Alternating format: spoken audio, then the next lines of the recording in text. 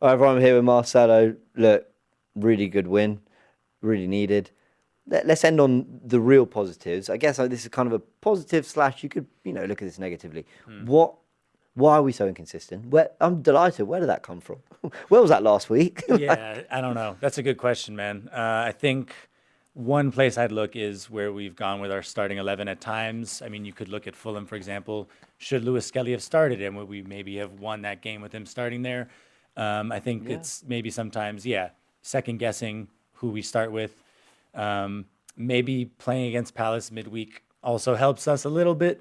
But I think it's just a matter of, finding an 11 that we feel confident in and keeping everyone fit because it is difficult, in fairness to Arteta, when guys are in and out of availability, especially our back line. So, yeah. Yeah, I actually thought, and I've had this debate with people, I thought the game against Palace the other week, even though it was a 3-2, first half wasn't great, I didn't think they looked good enough defensively. At no point did I think, and I think I said to Trevor Arsenal, I was like, you can get them. I think in this game, we may have carried that from midweek and been like, guys, we should have scored more than 3 on the day if we'd just been sharper. I think Arsenal showed that today. Yeah, definitely. And I think just it showed when we brought in those guys in the second half in the Carabao Cup that our attacking depth isn't maybe quite up to scratch. So when you have the big guys in, they're going to make the difference at the end of the day. One thing about Palace, though, I want to say, you got to give them credit, I think, for how they played at certain points of the game today. And I think that a better team might have punished us. There were a few moments where Yeah, we were a bit all over the place defensively. yeah, we were a bit sloppy. Raya in the first half, Saliba in the first half, Gabriel in the second half. Against a better team, we might be punished. But at the end of the day, we did what we had to do in front of goal, which we haven't been able to say at other times. So I'm not here to complain, 5-1. I forgot about that ride, the one we pass into Partey, Will Hughes makes the tackle. Yeah. I mean, yeah, then the Sarr save, and then Ryan made, I think, a good save from Arteta. Yeah, on another day, the shaky defending, if you're not clinical the other way, that becomes a much tougher game. So as much as a 5-1, I'm really happy. We do need to look at the shortcomings of Bill next week. Yeah, absolutely. And like you said, it hasn't been the case always where we're going to score 5 and we look as clinical as we did. That second Jesus goal was so nice. We missed that from him for so long. So yeah, we have to be grateful that we finally had our finishing boots today. So yeah.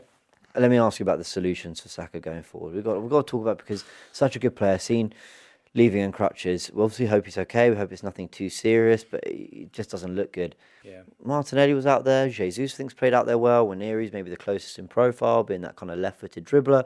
I mean, what else could you do? I don't like the idea of Trossard, so let me know. What would you do? Yeah, I think the first solution would probably be Jesus at right wing. What complicates goals? that? Yeah, Yeah. but what complicates that is he has 5 in his last 2 now, so it's hard to justify sticking him out wide again.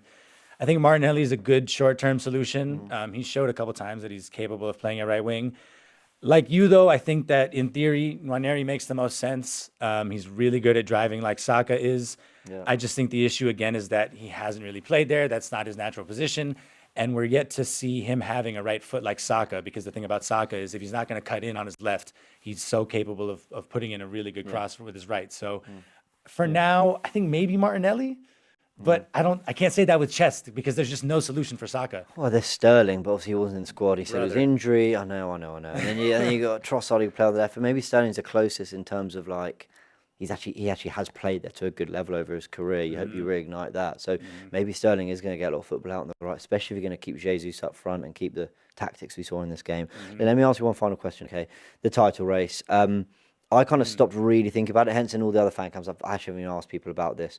But you know what? We're winning these games to pull ourselves back into something like that. Do you think it's still possible for us? Absolutely, it's still possible. At the end of the day, as long as it's within mathematical reach come May, we go to Anfield. If we can win at Anfield and keep all The the small matter of just winning a small matter, it's something we haven't done in a very long time. But yeah, if we're within reach by April, May, it's definitely possible. It's just about staying fit and avoiding these silly drop points like Everton. You can't win the league with results like that. So yeah, if we step up and play more like we did today, these big away performances, absolutely we're capable, yeah. Appreciate it, Marcelo. Thanks Love, very man. much, man. Yeah. In a bit.